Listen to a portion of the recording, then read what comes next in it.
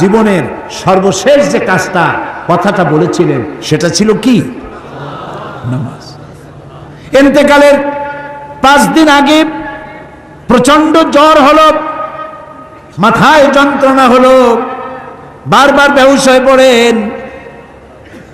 যে রাত্রে ইন্তেকাল করবেন সেই রাত্রে সাহাবায়ে কেরাম কেউ ঘরে ফেরে নাই, সবাই কাঁদতেছে। সকলের ধারণা নবীজি খুব তাড়াতাড়ি বিদায় হয়ে যাবেন। ঘরের মধ্যে স্ত্রীরা কাঁদেন, জামাই কাঁদেন, নাতি নাতনি কাঁদেন। সব থেকে বেশি কাঁদছেন হযরতে মা ফাতিমা রাদিয়াল্লাহু তাআলা আনহা। রাসূলুল্লাহর হুশ এলো, হযরত ফাতেমার কান্না দেখে কাছে ইশারা করে ডাকলেন, কানে কানে কি যেন বললেন। হযরত ফাতেমার কান্না বন্ধ হয়ে গেল। হযরত আয়েশা ফাতেমাকে ডেকে বলেন, মা তোমার আব্বা জান কি তোমারে বলল, কান্না বন্ধ হলো তোমার? হযরত ফাতেমা বলেন, মা আমার আব্বা জান আমাকে কানে কানে বললেন, মা কাঁদিস না, তোর কান্না আমার বরদাস্ত হয় না। আমি তোমাকে সুসংবাদ শোনাই, আমি মরে যাওয়ার পর সবার আগে তোমার সাথে আমার দেখা হয়ে যাবে। হযরত ফাতেমা বুঝতে পেরেছেন এর অর্থ হলো রাসূলের ইন্তেকালের পরে আত্মীয় স্বজনের ভিতরে সর্বপ্রথম ফাতেমার ইন্তেকাল হবে। হয়েছিল তাই। রাসূলুল্লাহ বেহুশ হয়ে পড়লেন, আবার হুশ হলো, আবার বেহুশ হলেন।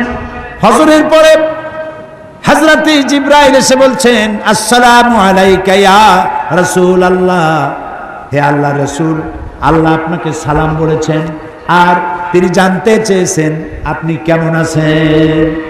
তিনি জানেন আপনি কেমন আছেন, তারপরেও তিনি জানতে চেয়েছেন আপনার মুখে আপনি কেমন আছেন। নবীজি বললেন,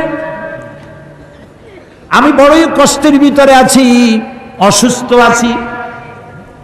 হযরতে জিবরাইল বলছেন, ইয়া রাসূলুল্লাহ, একজন নতুন ফেরেশতা এসেছে আজ আমার সাথে, যে ফেরেশতা কোনো মানুষের কাছে আসার জন্য অনুমতি কোনোদিন চায় নাই আর কোনোদিন চাবেও না, শুধু আপনার অনুমতি চায় আপনার কাছে আসার জন্য। সে ফেরেশতার নাম মালাকুল মউত।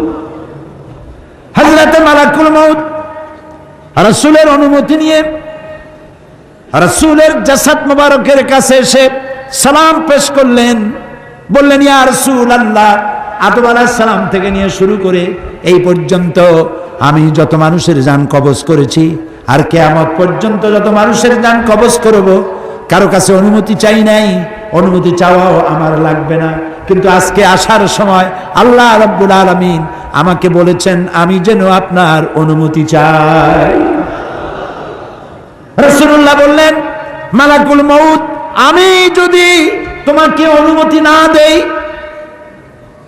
হযরতে মালাকুল মউত বলেন, ইয়া রাসূলুল্লাহ, আল্লাহ তাআলা বলেছেন অনুমতি যদি না পাও ফিরে এসো। আল্লাহু আকবার, আল্লাহু আকবার। হযরতে জিবরাইল বলেন, ইয়া রাসূলুল্লাহ, আল্লাহ রাব্বুল আলামিন আপনার সঙ্গে দিদারের ইন্তজার করতেছেন। নবী বললেন, মালাকুল মউত, তুমি তোমার কাজ শুরু করতে পারো। মালাকুল মউত যখন জান কবজ করতে যাবে, রাসূলুল্লাহ বললেন, আয়েশা একটু কাছে আসো। ওই যে সোনা ছিল কয়েক টুকরা, সোনাগুলোর খবর কি? 6 টুকরা, ছোট্ট ছোট্ট 6টা টুকরা সোনা ছিল, সোনাগুলো কই? হযরত আয়েশা বলেন, আমি তার যত্ন করে রেখেছি। নবীজি বলছেন, এক্ষুনি স্বর্ণ টুকরাগুলি সদকা করে দাও। আমি মুহাম্মদ সাল্লাল্লাহু আলাইহি সাল্লাম আল্লাহর দরবারে এই অবস্থায় উপনীত হতে চাই না যে মুহাম্মদের ঘরের ভিতরে সোনা আছে। হযরত ওমর রাদিয়াল্লাহু তাআলা আনহু রাসূলের সঙ্গে দেখা করতে গেছিলেন একদিন, ঘরে মা আয়েশা ছিলেন না। হযরত ওমর সালাম দিয়ে ঘরের মধ্যে ঢুকে দাঁড়ায় দাঁড়ায় কাঁদতেছেন, বাচ্চা শিশুর মতো ডুকরে ডুকরে কাঁদছেন। রাসূলুল্লাহ জিজ্ঞেস করছেন, ওমর কাঁদো কেন? হযরত ওমর বলছেন, আমি বিশ্বনবীর ঘর দেখতেছি, ছোট্ট একটা ঘর, এক কোণায় একটা সরাহি পানি রাখার পাত্র কাইতে হয়ে পড়ে আছে, একটা গ্লাস কাইতে হয়ে পড়ে আছে, আর এক কোণায় 1 কেজি কি আধা কেজি জব পড়ে আছে, আর রাসূল শুয়ে আছেন দড়ি দিয়া বুনানো একটা খাটিয়ার উপরে, চাদর নাই, বালিশ নাই, হাত মোবারক মাথার তলে দিয়ে শুয়ে আছে, পিঠ মোবারকে দড়ির দাগ কেটে আছে। হযরত ওমর বলছেন, ইয়া রাসূলুল্লাহ, আমি তো বরদাস্ত করতে পারছি না। বিশ্বনবী, তার পিঠে দড়ির দাগ, পানির পাত্র কাইট হয়ে পড়ে আছে, খাট নাই, বালিশ নাই, আপনি আমাকে অনুমতি দেন, আমি আপনার জন্য একটা তোষক বানাই নিয়ে আসি।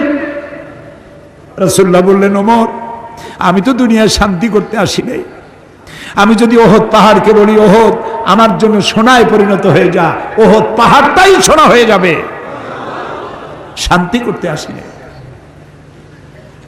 নবীজি বললেন, আয়েশারে সোনাগুলি বিতরণ করে দাও, সাদকা করে দাও। মালাকুল মউতকে বললেন, তুমি তোমার কাম সারো।